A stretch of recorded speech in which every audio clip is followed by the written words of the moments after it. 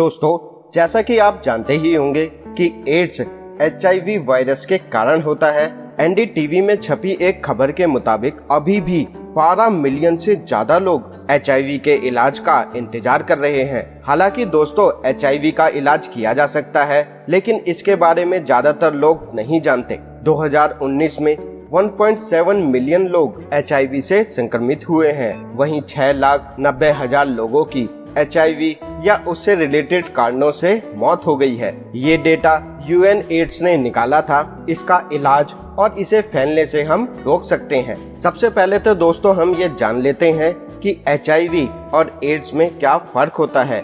HIV का पूरा मतलब होता है ह्यूमन इम्यूनोडेफिशिएंसी वायरस। ये एक तरह का वायरस होता है जो आपके शरीर में 3 तरीकों से घुस सकता है। पहला असुरक्षित सेक्स से। अगर कोई व्यक्ति इन्फेक्टेड है इस वायरस से तो अनप्रोटेक्टेड सेक्स करने से ये वायरस दूसरे व्यक्ति को भी हो सकता है। दूसरा मार्ग है खून के द्वारा। अगर किसी को इन्फेक्शन है, उनका खून लिया गया है किसी कारण की वजह से टेस्ट करने के लिए, और वही सिरिंज दूसरे किसी और को लग जाता है तो दूसरा व्यक्ति भी इस वायरस से संक्रमित हो जाएगा। साथ ही ब्लड प्रोडक्ट। अगर किसी व्यक्ति को किसी का खून चढ़ाया जाता है और उसका टेस्ट नहीं हुआ है, और अगर उस ब्लड में ये वायरस है और दूसरा व्यक्ति अगर वो इन्फेक्टेड नहीं है तो वो इन्फेक्टेड बन सकता है। आजकल ऐसा बहुत ही कम होता है क्योंकि सारे ब्लड को अच्छे से टेस्ट किया जाता है। टेस्ट करने के बाद ही किसी और को ब्लड चढ़ाया जाता है। तीसरा मार्ग है इन्फेक्टेड माँ से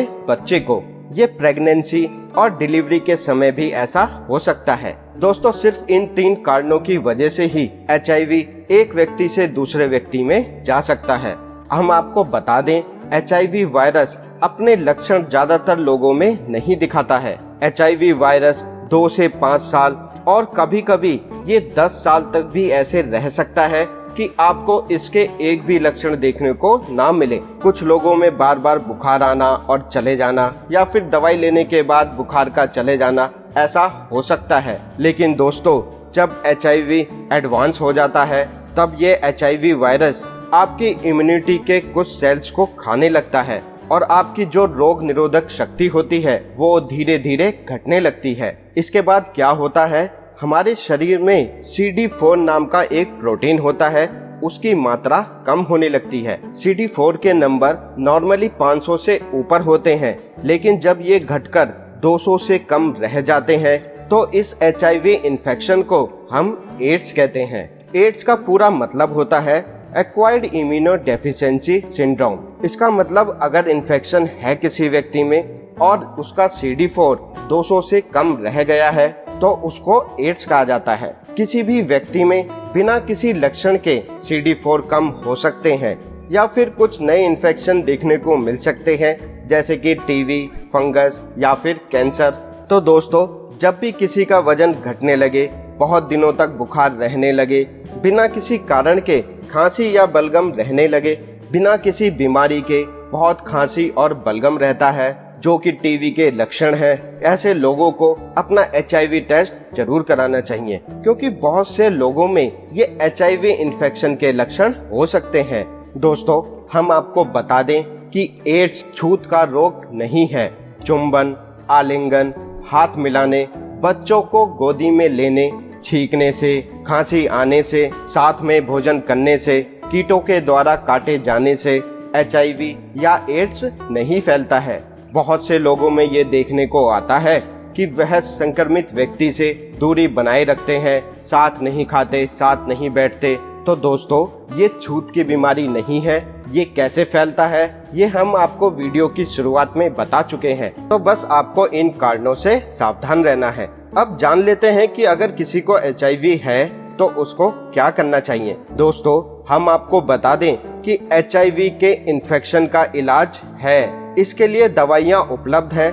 आजकल की दवाई इतनी ज्यादा एडवांस है कि आपको पूरे दिन में सिर्फ एक गोली खानी होती है, और अगर आप इसको लाइफ लॉन्ग लेते रहते हैं तो आपका HIV कंट्रोल में रहता है। दोस्तों, आपका ये जानना बहुत ही जरूरी है कि HIV को कंट्रोल किया जा सकता है। ये कंट्रोलेबल है, जैसे कि डायबिटीज है, हाइपरटेंशन है, इनको दवाइयों से कंट्रोल किया जा सकता है।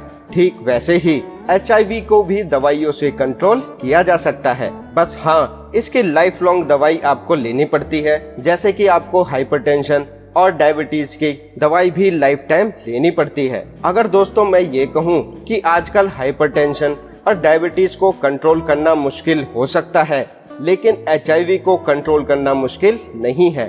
पुराने जमाने की बातें थी कि अगर किसी को HIV हो गया, एड्स हो गया तो वह व्यक्ति मर जाएगा। आज के टाइम में ऐसा बिल्कुल नहीं है। आजकल की दवाई इतनी ज्यादा एडवांस है कि अगर आप इसको लेते रहते हैं तो आपकी लाइफ नॉर्मल चलती रहती है। अब जान लेते हैं कि HIV के बारे में आपको कब सचेत होना चाहिए या फिर कब आपको इसका टेस्ट कराना चाहिए, उसके बारे में भी जान लेते हैं। अगर किसी ने असुरक्षित सेक्स किया है और उनको पता नहीं है उनकी हिस्ट्री के बारे में, तो प्लीज आपको अपने आप को टेस्ट जरूर कराना चाहिए। दूसरा, यदि कोई इन्फेक्टेड ब्लड प्रोडक्ट्स ले चुका है, किसी अनलाइसेंस जगह से ब्लड प्रोडक्ट्स लिए हैं, ऐसी जगह से खून को लेकर चढ़ाया गया हो, तो ऐसे में HIV टेस्ट बहुत ही जरूरी होता है। और यदि किसी व्यक्ति को बुखार बहुत ही लंबे टाइम से चल रहा है, खांसी है, बलगम है, या फिर किसी का वजन घटते ही जा रहा है बिना किसी कारण के, तो HIV का टेस्ट करना बहुत ही जरूरी हो जाता है, क्योंकि इसका इलाज उतना ही ज्यादा अच्छा हो सकता है जितना जल्दी HIV के बारे में पता चल जाए, और इलाज शुरू होने के बाद ही आपकी लाइफ नॉर्मल चल सकेगी। तो दोस्तों, आज की इस वीडियो में हमने जाना कि HIV एड्स कैसे फैलता है, किन कारणों से फैलता है, किन कारणों से नहीं फैलता है, इसका इलाज संभव है, ये एक छूत की बीमारी नहीं है, इसको कंट्रोल में किया जा सकता है। तो दोस्तों, अगर आपको आज की हमारी दी गई ये जानकारी पसंद आई हो तो अपने दोस्तों और रिश्तेदारों के साथ इसे साझा जरूर करें, ताकि उनको भी इस बीमारी के बारे में जागरूकता आए। अब हमें दीजिए इजाजत, मिलते हैं आपसे अगली वीडियो में कुछ नई हेल्दी टिप्स के साथ। नमस्कार दोस्तों।